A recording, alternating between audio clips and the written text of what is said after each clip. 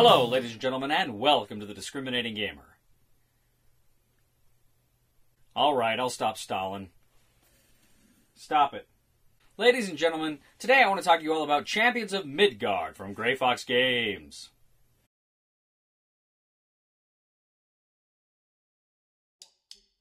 Ancient Greek mythology to Roman lore as well. There's a creature kind of creepy, but he's got some sex appeal. He stands at 9'7" and you never hear him talk. He's only got one eye, but he really likes to rock. They say he burned the village, that's so what if he did? Don't be so judgmental about the Cyclops kid.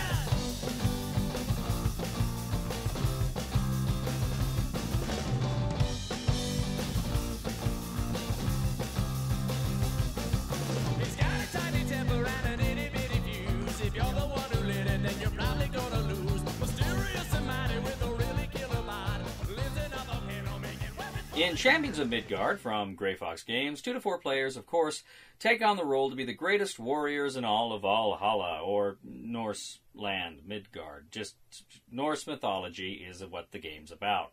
Now, this is a worker placement game, or as, of course, the Germans call it, a worker placement game.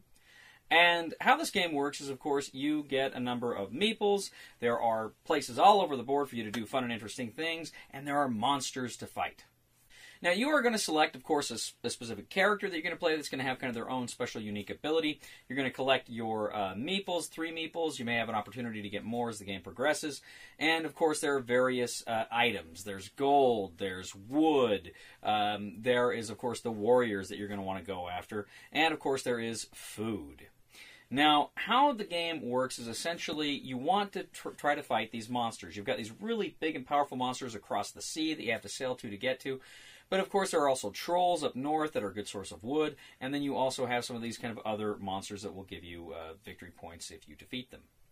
Now, there are various locations throughout the deck where your workers can be placed to give you various items. For instance, there are the rune decks, which can give you certain kind of quests, for lack of a better word, that you fulfill them, you can get points at the end of the game.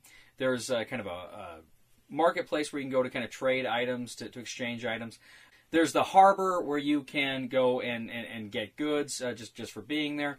And then, of course, you have some kind of temporary locations, or I shouldn't say temporary, they're unique to each game, different economic and military locations that give you different advantages if you go there. Now, some of the most important locations on the board contain items like food, which is kind of a red cube, or you get warriors. Now, if you go to certain locations, you can get warriors. If nobody goes to a certain location to get a warrior, you would add another warrior the next round.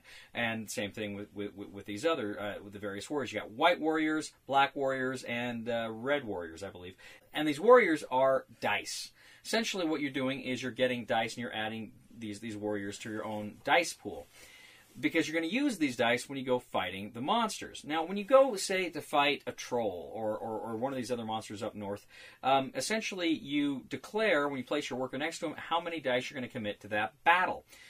So in that way, once everybody's placed all their workers, we know there's going to be a battle there. Now, you're going to go ahead and you're going to roll for successes, either the swords, the spears, or the axes. If you get enough of a number in order to kill that monster, he's dead. And then, depending on how many, what their kind of attack value is, you're going to lose that number of dice unless you roll shields to kind of mitigate that. If you lose dice, they go back to the general pool, and otherwise you will win that round of combat. Any workers you don't use are going to actually go hunting. You can essentially roll them to get successes in order to get more food. Now, there's also the trolls you want to go after because, A, they're going to give you wood. They're a good source of wood. But also, 2, every time there's a troll on the board that is not taken out, you all get a shame token or a blame token or some bad token.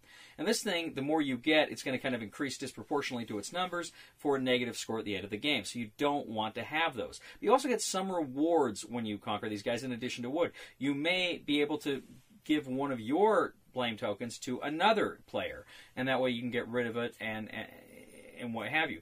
Some of the other monsters you defeat may give you gold, and of course there's different sets that you can kind of collect, the different color sets, and that will help you with victory points at the end of the game as well.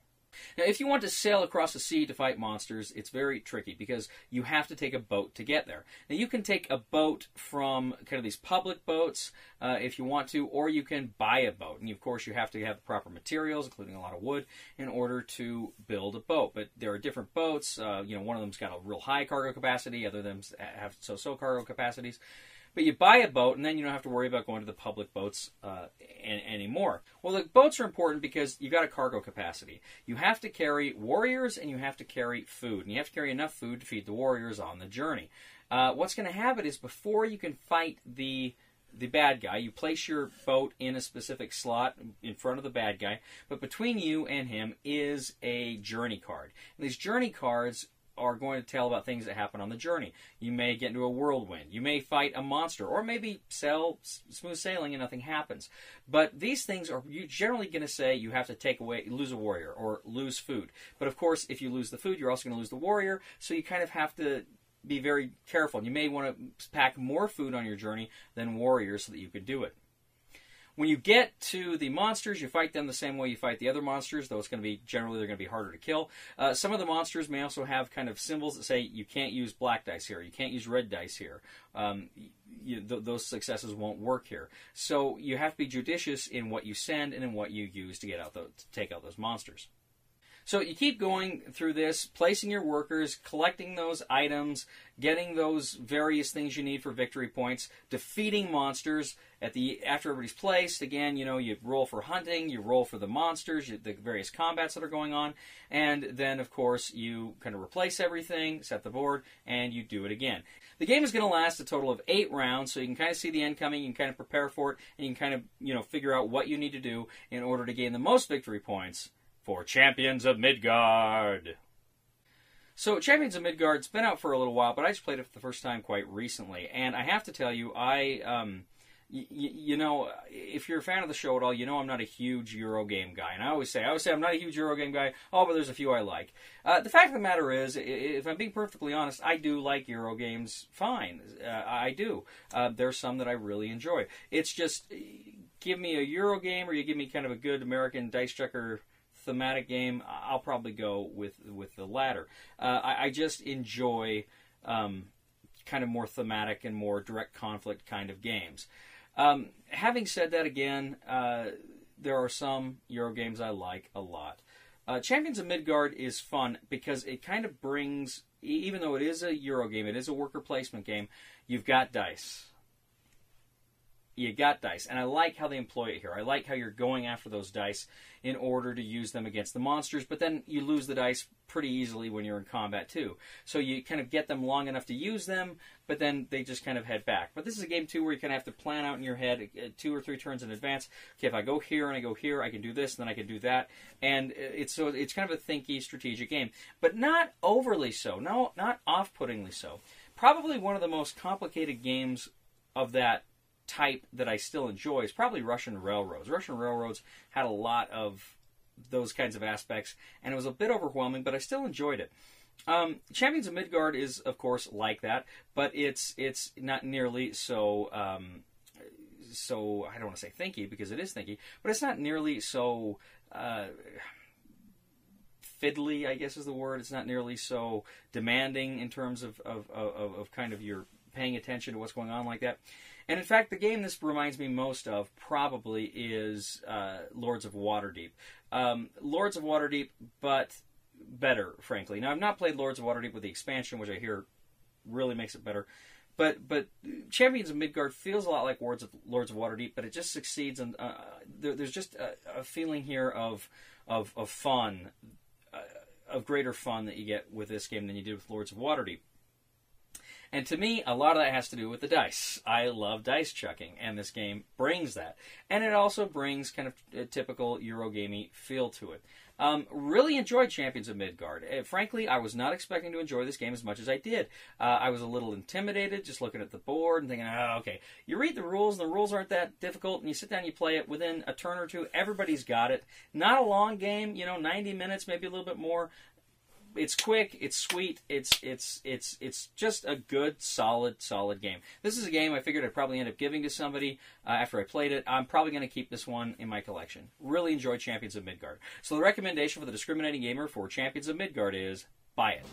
So let me tell the history of how the monster died. He had no depth perception cause he only has one eye. He didn't see it coming when arrows did him in. And for the murder of the beast, spent 1 year in the pit. They say he made out with your mom, so what if he did? Now be so judgmental about the Cyclops kid.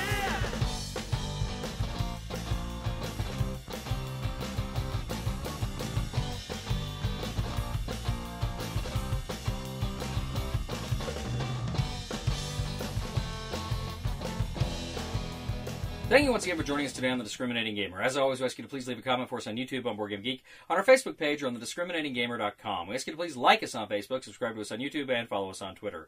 We are The Discriminating Gamer, and Odin, Odin, Odin, keep those doggies, Odin, ride. No? No, I think it is. I think that's... No? Zeus freed him from Hades, yes it did. So you better never, ever, ever mess with a Cyclops kid. 1, 2, 3, 4!